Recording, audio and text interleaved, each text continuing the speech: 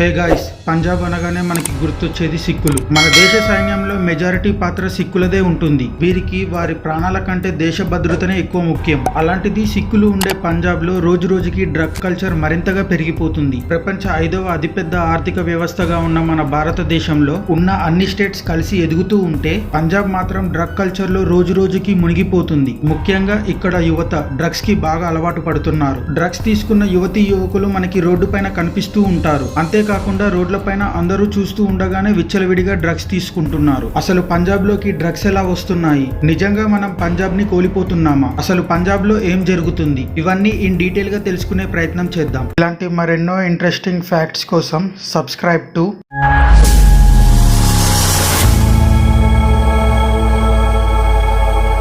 ఇంకా విషయంలోకి వస్తే ఇండియాలో పంజాబ్ ల్యాండ్ ఏరియా ప్రకారంగా చూస్తే పంజాబ్ 20వ ర్యాంకులో ఉంది. మరియు ఇక్కడ జనాభా ప్రకారంగా చూస్తే 16వ ప్లేస్ లో ఉంది. ఇంకా ఇండియా జనాభాతో పోలిస్తే 2.3% గా ఉంది. అయితే పంజాబ్ లో విపరీతంగా మత్తు పదార్థాల వినియోగాలు, దేశాన్ని విడగొట్టే ఖలిస్తానీ ఉద్యమాలు రోజు రోజుకి దారుణంగా పెరుగుతున్నాయి. ఇవన్నీ పంజాబ్ యొక్క డౌన్ ఫాల్ కి మెయిన్ కారణాలైతే పంజాబ్ లోనికి డ్రగ్స్ రావడానికి వివిధ కారణాలు, వివిధ ప్రక్రియలు ఉన్నాయి. పంజాబ్ లో మీకు డ్రగ్స్ ఎక్కడ పడితే అక్కడ విచ్చలవిడిగా అమ్ముకుంటూ కనిపిస్తుంటారు. ముఖ్యంగా పాకిస్తాన్ బార్డర్ ఏరియాస్ దగ్గర. దేశంలోనికి డ్రగ్స్ ఎక్కువగా మన పక్క దేశాల నుండి మన దేశంలోకి అక్రమంగా దిగుమతి అవుతున్నది. ఒక్కసారి కరెక్ట్ గా మ్యాప్ లో చూసుకుంటే ఆఫ్ఘనిస్తాన్ లో మ్యానుఫ్యాక్చర్ అయిన ఈ డ్రగ్స్ పాకిస్తాన్ నుండి పాకిస్తాన్ లో ఉన్న పంజాబ్ బార్డర్ దగ్గరికి, అక్కడ నుండి మన దేశంలోకి వివిధ మార్గాల్లో ఈ డ్రగ్స్ అనేవి వస్తున్నాయి. అయితే పాకిస్తాన్ సరిహద్దుతో భారతదేశంలోని 4 రాష్ట్రాలు ఈ సరిహద్దుని షేర్ చేసుకుంటున్నాయి. అవే పంజాబ్, రాజస్థాన్,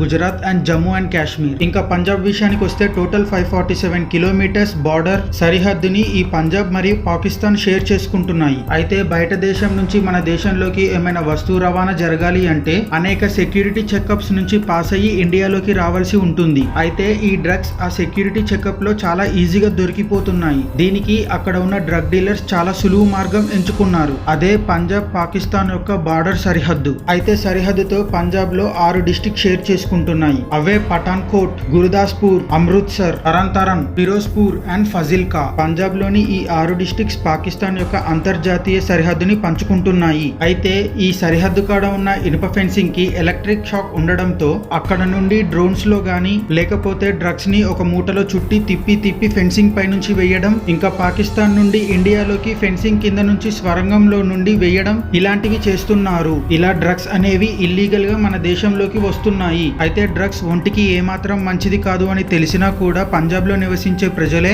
పంజాబ్ లో ఉన్న యువకులకి డ్రగ్స్ ఎందుకు అమ్ముతున్నారు? ఈ విషయం తెలుసుకునే ముందు పంజాబ్ యొక్క హిస్టరీకి వెళ్దాం. అయితే పంజాబ్ లో సింధు నది యొక్క 5 ఉపనదులు ఉన్నాయి. అవే సట్లజ్, చెనాబ్, జీలం, బియాస్ మరియు రవి. ఈ నదులు ఇక్కడ ఉండడం వల్ల పంజాబ్ లో నీటి కొరత ఉండేది కాదు. ఈ వీడియో మీరు ఇంతవరకు చూసారంటే ఎంతో కొంత నచ్చే ఉంటుంది. ఒక్క ఫ్రీ సబ్స్క్రైబ్ చేస్తే నాకు చాలా హెల్ప్ అవుతుంది. ఆల్రెడీ సబ్స్క్రైబ్ చేసి ఉంటే థ్యాంక్ యూ సో మచ్. ఇంకా వీడియోలోకి వెళ్దాం.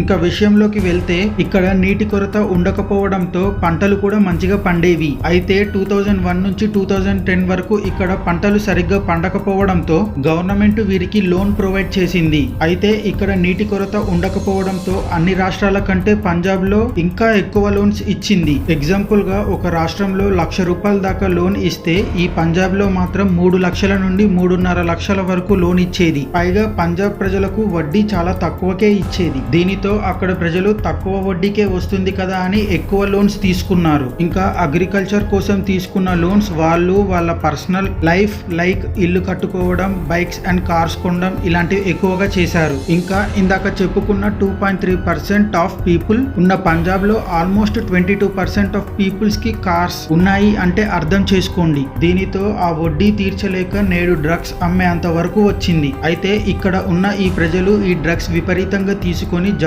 లాగా మారుతూ ఉన్నారు. అయితే అక్కడున్న ప్రభుత్వాలు వీటిని పట్టించుకోవట్లేదా అంటే పంజాబ్ లో ఎక్కడ చూసినా ఖలిస్తానీ ఉగ్రవాదమే కనిపిస్తుంది. ఇంకా అంతేకాకుండా పంజాబ్ లో జరిగే అన్ని movies and songs drug culture ని ఎక్కువగా ప్రమోట్ చేస్తూ కనిపిస్తూ ఉంటాయి. ఇక్కడ ఉన్న యువతకి డ్రగ్స్ తీసుకోవడమే కల్చర్ అనేటట్టుగా మారిపోతున్నది. ఇంకా అంతేకాకుండా యువతీ యువకులు ఇక్కడ డ్రగ్స్ కి ఎంత విపరీతంగా అలవాటు పడుతున్నారంటే ఇక్కడ కనిపిస్తున్న ఈ అమ్మాయిని చూడండి. ఈమె డ్రగ్స్ కి బాగా అలవాటు పడి ఆ డ్రగ్స్ కొనడానికి కొనడానికి పైసలు లేకపోవడంతో తను తన బాడీని అమ్ముకొని వ్యభిచారం చేసి పైసలు సంపాదించి ఆ పైసలతో డ్రగ్స్ కొనేది. ఇంకా కొంతమంది డ్రగ్స్ కోసం హత్యలు చేయడం లాంటివి చేస్తున్నారు. అంతేకాకుండా హత్యలు చేసే అంత ధైర్యం లేని వారు దొంగతనాలకి పాల్పడుతున్నారు. ఇంకా పాకిస్తాన్ నుండి బంగ్లాదేశ్ ని విడగొట్టిన ఇండియా బంగ్లాదేశ్ కి చాలా తోడ్పడింది. అందుకు పాకిస్తాన్ పంజాబ్ లోని కొంతమంది ఖలిస్తానీ ఉగ్రవాదులని పెంచి పోషించి పంజాబ్ ని సపరేట్ దేశంగా మార్చడానికి ఖలిస్తానీ ఉగ్రవాదులని పెంచుతుంది. అయితే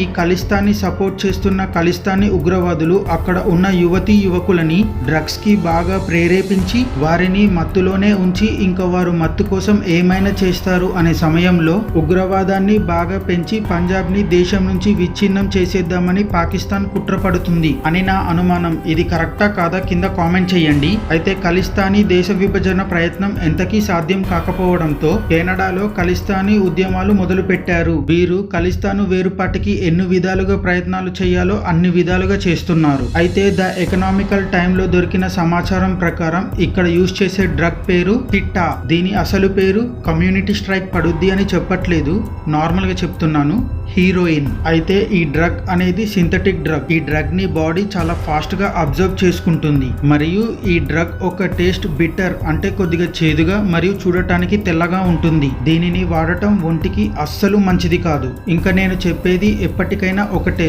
అదే సే నో టు డ్రగ్స్. ఇంకా ఈ వీడియోకి ఇంతే. That's all for today. Thank you, take care, by by now. ఈ వీడియో గురించి మీరేమనుకుంటున్నారో కింద కామెంట్ చేయండి. వెళ్ళిపోయే ముందు సబ్స్క్రైబ్ చెయ్యి bro. That's all for today. Take care, by by now.